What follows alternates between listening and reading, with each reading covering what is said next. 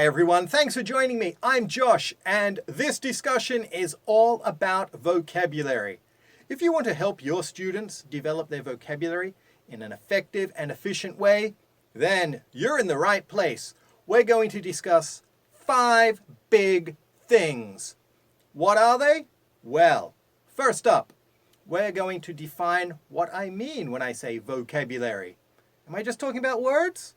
Am I talking about expressions? What am I talking about? That's point 1. Point 2, is there a difference between the EFL and ESL context? You're going to find out. Point 3, what do I mean when I say to know vocabulary? What does that mean when we know a vocabulary item? Are there levels of knowing? Let's find out.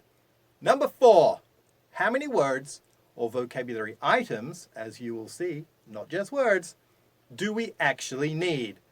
And number 5, we are going to look at a few things you need to consider when you're helping your students develop their vocabulary. So, are you ready? Well, let's begin. Okay, before we begin our discussion proper, I'm just going to define what I'm talking about when I say vocabulary or vocabulary development.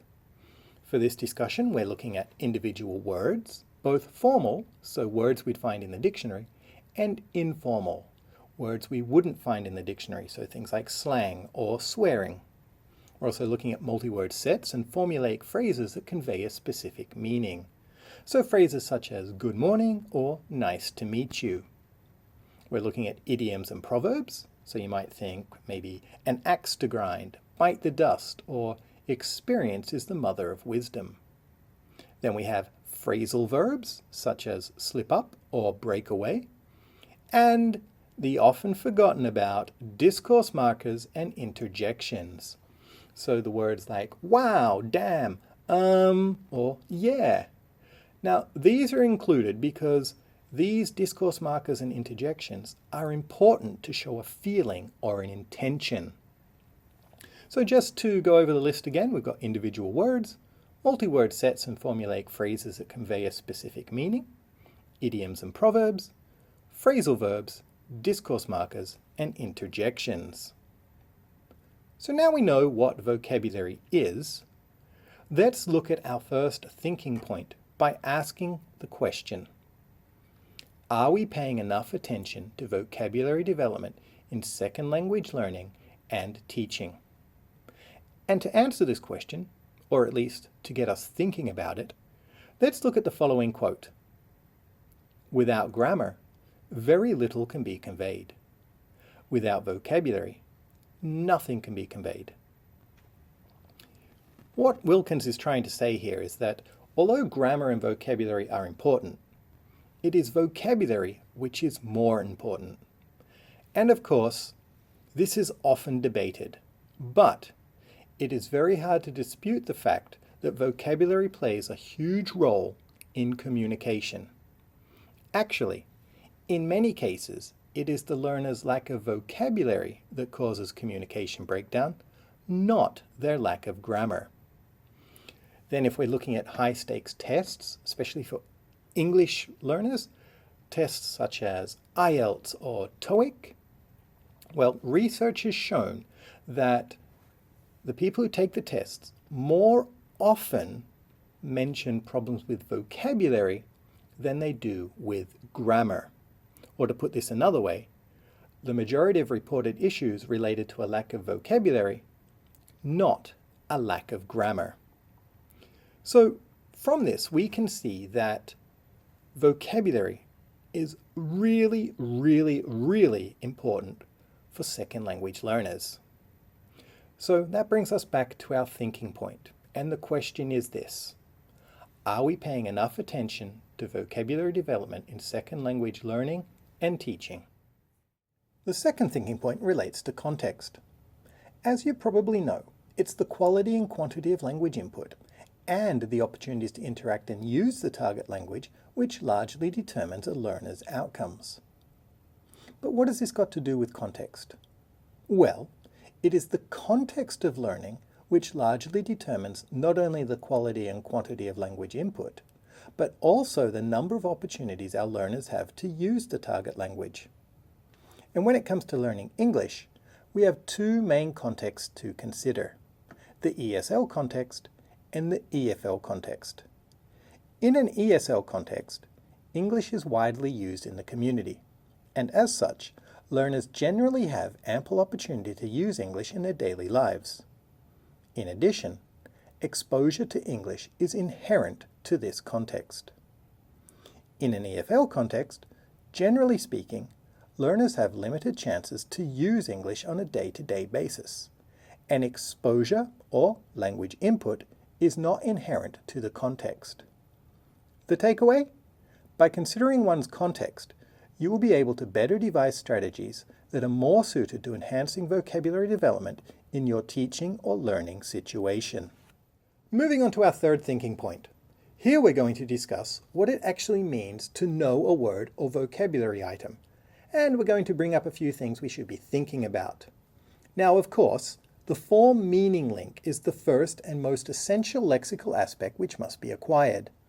But in this thinking point, we're going to go deeper and try to get a better understanding of what it actually means to truly know a lexical item. Now, to do this, I've come up with a list of 5 things we should bear in mind when it comes to vocabulary knowledge. Number 1. Knowledge of a lexical item includes various types of sub-knowledge, such as spelling, pronunciation, word stress, etc. And as educators, the main forms of sub-knowledge we should be looking at include the meaning of the word, the written form of the word, the spoken form of the word, the grammatical behavior of the word, the collocations of the word, the register of the word, and the associations and connotations of the word. And of course, when I say word, I'm talking about vocabulary item, not just an individual word. So it could be an idiom or a phrase, etc. Number 2, a word's dictionary meaning is not necessarily the intended meaning in a given context. For example, not bad may be defined as average or okay. But depending on the stress and the context, it could mean something very different. Let me give you an example. Josh, how's the coffee? Not bad. Or, Josh, how's the coffee? Oh, not bad. So, we also do this with irony. If we're being ironic, the word's meaning will actually change in context. So not just looking at the dictionary, this is going to help, but we should bear in mind a word's dictionary meaning is not necessarily the intended meaning in a given context. And this is important for teachers to know, especially when they're trying to help their students develop their understanding of vocabulary. Number 3. Lexical knowledge at any one time is very often acquired or lost partially and not all at once. This is why reviewing and recycling is important. If we just left it to chance encounters from input, it may be a long time before we encounter certain vocabulary items again. And if we use the one and done approach, which is the approach used in the overwhelming majority of textbooks, then learning vocabulary will be even more arduous than it currently is.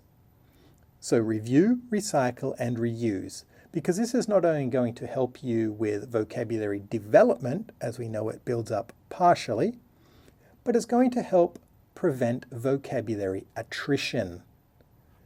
Number 4, which is in the same vein as number 3, lexical development may be incremental both in terms and the number of lexical items and the features of these items. As in, we may know a word when we read it, but not when we hear it. You may learn to say a word before you can spell the word. And this is why a multimodal and multi-stimuli approach is really needed when we're looking at vocabulary development. Say it, read it, write it, hear it.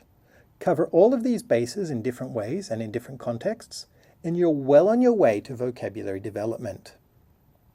The 5th thing, a word has semantic links or word associations, as well as connotations, which are generally independent of the actual word definition. At a basic level, there are 4 categories of association in our mental lexicon. The first one is coordination. words cluster together on the same level of detail. For example, boxing, skateboarding, and football are stored together belonging to the group of sport. The second one is subordination. Some words cover other words which are subordinate to the ones above. For example, when people mention the word animal, we might think mouse, cat, frog, horse, and dog. The third one, synonyms and antonyms. Words having the same or similar meaning or opposite meanings are stored together. For example, happy and glad, surprise and shock, big and small, fat and thin. And the last one, collocations. Some words are stored together since they often collocate with each other. For example, black and white, salt water, bright red, salt and pepper, mum and dad. These types of vocabulary items are usually paired together based on people's habits of actual use. And in addition, a word's semantic links can also move away from any of the obvious links I have just mentioned. For example, my semantic map related to the word red links to red wine, anger, embarrassment, a sunset, China and their lucky envelopes, the fire brigade, sunburn, and debt. Generally, a word's connections or semantic maps build up over time, as do the connotations related to the word, and they generally develop as a result of exposure to the language. But teachers can expedite this process by doing simple things like semantic mapping activities and avoiding teaching vocabulary in ineffective and confusing ways. But don't worry, we're going to discuss that a little bit later. To summarize, the complexity of knowing a vocabulary item involves not just the ability to recognize its form, as in its pronunciation and spelling, or knowing its dictionary meaning, as a meaning could change in context. It also entails knowledge of its specific grammatical properties, knowledge of any collocations it is commonly paired with, knowing its functions, knowing its semantic associations and connotations, and knowing the various forms. Well, I think I already mentioned that. In addition, knowing a vocabulary item also requires the ability to use the word appropriately for actual interaction and comprehension. Moving on from this discussion on what it means to know a word, let's look at the next thinking point. And this one poses the question, how many words or vocabulary items do learners need to know? If you do a quick Google search, you will see this is a very frequently asked question, with many experts and non-experts alike giving us their estimates. But before I attempt to answer this, let's touch on a couple of things in relation to the importance of vocabulary development. First up, vocabulary size has been found to be one of the greatest predictors of both first language and second language reading comprehension. Second, vocabulary knowledge correlates highly with a second language learner's writing ability. And third, as previously mentioned, vocabulary knowledge, or lack thereof, is often cited as the most problematic area of language for those taking high-stakes tests such as IELTS and TOEIC. Therefore, all of these things considered, it is fairly evident that having a large vocabulary is very important. But, as we know, a large vocabulary alone is not enough. We also need to develop a deep understanding of vocabulary. And with that said, knowing how many words or lexical items a learner needs really depends on the learner, their context, and their language goals. Now, as true as this may be, there are some great guidelines and targets we could, or probably should, encourage our learners to aim for. And these targets are drawn directly from the literature. To begin with, it seems that knowing the 2,000 most frequently used words in English is a good and very achievable learning goal for low-level or beginner English learners. This amount of vocabulary alone will allow learners to engage in simple conversations, enjoy certain forms of media, and carry out many routine daily activities such as ordering food, using taxis, and shopping. Moving up from here, it appears that 800 word families, not individual words, but word families, and a family being a root word and all its derivatives, is a good goal for those wanting to engage in day-to-day conversations and function in the target language in a more general sense. Moving up from the 800-word family target, Paul Nation suggests that knowing the 2,000 most frequent word families allows participants to understand 90% of the words in spoken discourse. Then, for those out there wishing to adequately comprehend TV and movies, all you Netflix lovers, you are going to need around 3,000 word families. But even then, this does not ensure 100% comprehension, although comprehension should be enough to make viewing enjoyable and relatively stress-free. Nation suggests that knowing at least 5,000 word families is required for reading to be enjoyable, while comprehending a more advanced range of authentic texts requires an understanding of, are you ready? 8,000 to 9,000 word families. To put this into perspective, your average college-educated native English-speaking adult knows approximately 20,000 word families. So developing 8,000 to 9,000 word families, well, this is no easy task, and as such, specific and focused learning strategies would be needed and should be employed to develop this type of vocabulary knowledge. In fact, even just reaching the 800-word family milestone mentioned earlier would require learners to engage in purposeful vocabulary practice, especially if that learner is in an EFL context. And of course, when we have estimations like the ones I've just given you, we need to keep in mind a few caveats. First, word frequency lists and approximations of what learners can and can't do with the knowledge of these words is, for the most part, a guide only. I've been an English teacher and researcher for more than a decade, and I can tell you when it comes to vocabulary and communication, some learners have a great ability to communicate more with less, as in, they have less vocabulary than an advanced learner, but they seem to be able to communicate better. Then there are other learners who seem to be able to communicate less with more. They have a lot more vocabulary, but something inhibits their ability to communicate. Maybe they're shy or maybe they're nervous, something like this. So just bear that in mind. Vocabulary is not always a prerequisite to communicating.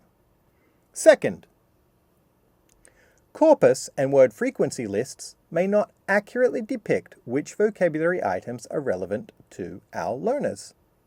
For example, if we look at the British National Corpus's spoken word frequency lists, we can see that the word war, W-A-R, is used more frequently than the word movies. But let me ask you this. Would you say in our daily lives we talk about movies more or war more? As you can see, the context of the corpus matters. If one were to compile a corpus of the way university students speak while on campus, that would be a very different corpus than one generated in a white-collar business environment. And this is why it's our learners' vocabulary needs, which should be the main consideration when it comes to planning explicit vocabulary instruction. Of course, frequency lists should be consulted, but only after considering the needs of the learner. Hence, a needs analysis should be done. The third and final caveat, although research clearly shows that high rates of vocabulary are an essential condition for reading comprehension, vocabulary coverage alone is not the only contributing factor. Things such as background knowledge, interest in the topic, genre, grammar style, and the purpose of the text all have an impact on overall comprehension. And when it comes to communicating or understanding spoken word, things such as prosody, context of the situation, and simplicity of the message being conveyed all affect one's comprehension and ability to communicate effectively. So now the takeaways. As we can see from the estimates of vocabulary knowledge I have mentioned, There is no easy answer to the question of how many words we need to be able to speak or understand English, or any language for that matter.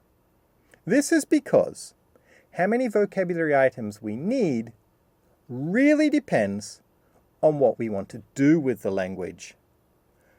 But in saying this, the amount of vocabulary a learner needs to know in order to be able to use a new language for anything more than just the most rudimentary of functions is rather large. Therefore, it is vital that students are able to quickly and efficiently broaden their target language vocabulary. And this is where we will turn our attention to now.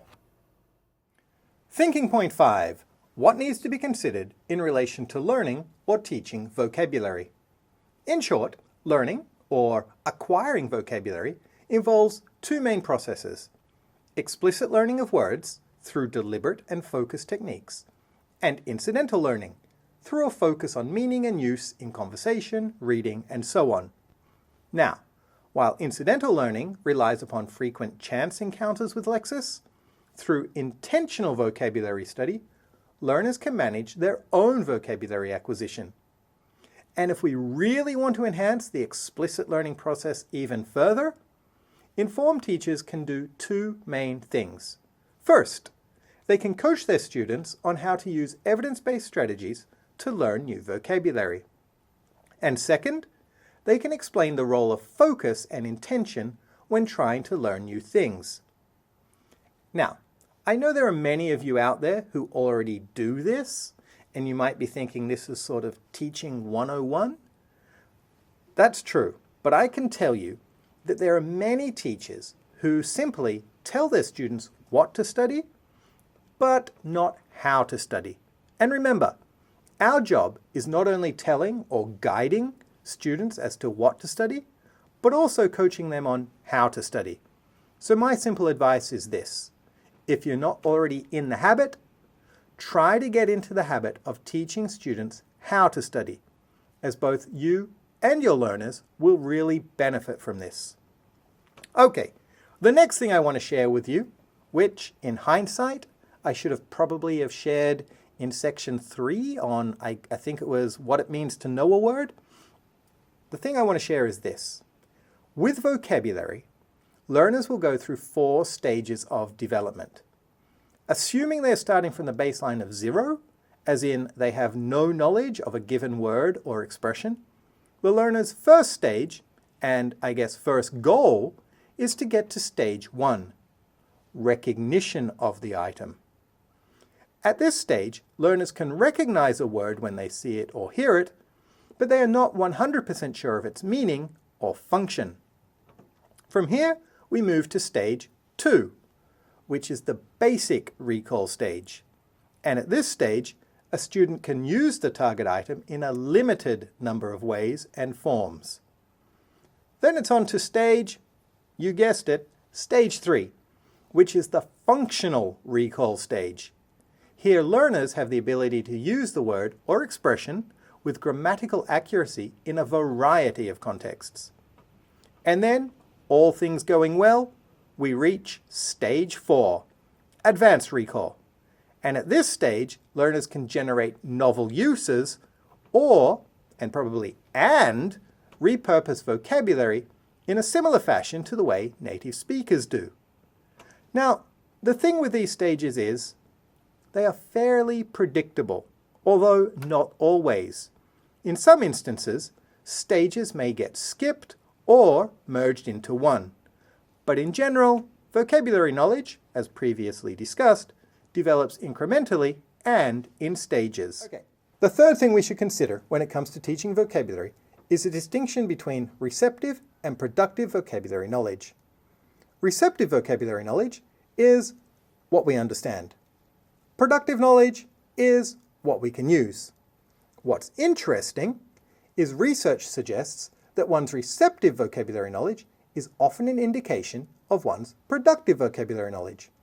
Or to put it another way, learners who have a larger receptive vocabulary knowledge are likely to know more of those words productively than learners who have a smaller receptive vocabulary. In the classroom, what does this mean? Well, Knowing your students' receptive vocabulary size gives you an indication as to whether or not they're going to be able to comprehend a text or a listening task. Whereas knowing their productive vocabulary is going to give you an indication as to whether or not they're going to be able to speak or write about a given subject, and to what degree. And of course, this knowledge is important if you want to develop effective classroom tasks and learning activities. So with this in mind, let's look at the different tasks and activities we can create to expedite vocabulary development. And we're going to break it up into 3 distinct categories. First, decontextualized learning. Here we'd have things like word lists, flashcards, and dictionary lookup. Second, partially contextualized learning. Things like word grouping, word association, story elaboration, noticing activities, and semantic mapping. And third, fully contextualized learning, or simply put, practicing the 4 macro skills in authentic ways.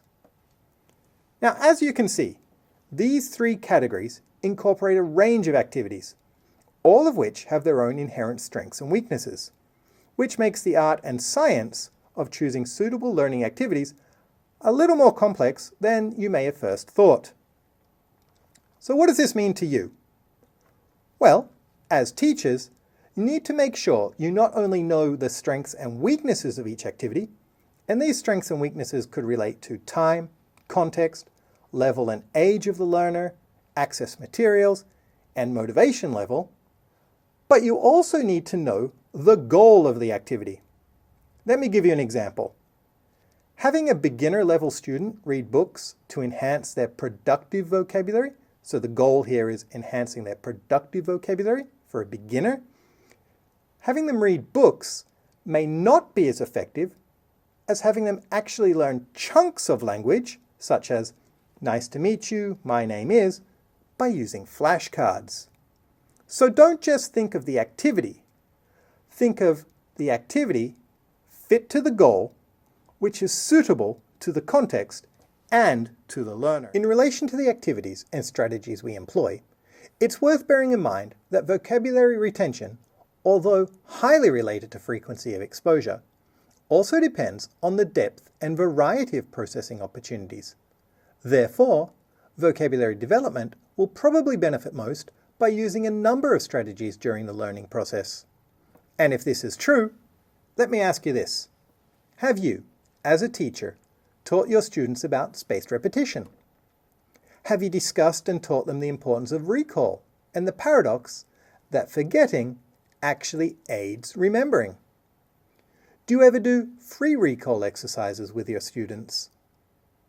Do your students know how often to review, or how to integrate their new vocabulary into their speaking and writing? Have you ever explained how wide reading and wide listening can aid receptive vocabulary development? Have you ever created activities that encourage students to engage with new vocabulary in deeper ways? Have you considered the purpose and desired outcome of each vocabulary activity you assign?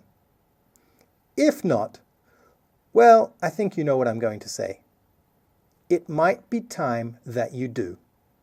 After all, our role as teachers is not to just turn up, assign a textbook, and get students to do the activities in that textbook. Absolutely not. Our role is to guide our students and facilitate their learning in the most effective ways possible. And this often means we must research better ways to do things, which, if I were to hazard a guess, is probably why you are here listening to this talk. So from me, I'd like to thank you for giving up your time, but from your students who don't know you're doing this, on their behalf, I'd like to thank you for the research you're doing, because honestly, it's really great. But to conclude, we know that teachers have a huge role to play in helping their students develop the vast amounts of vocabulary they're going to need when learning a language. From researching effective activities and tasks, to understanding the science of learning, to being able to help our students stay motivated and interested in learning, being an effective educator is not easy. But if you just draw one piece of information that can help you become a more effective teacher from this discussion, then, honestly, I'm really happy. And you should be too. That's all for today. Don't forget to check out my other discussion on vocabulary development, either on YouTube or at JoshEsl.com. In that talk, I discuss vocabulary development in an EFL context specifically, and break down a few of the myths related to vocabulary learning and teaching. But for now, thanks for watching and have a great day.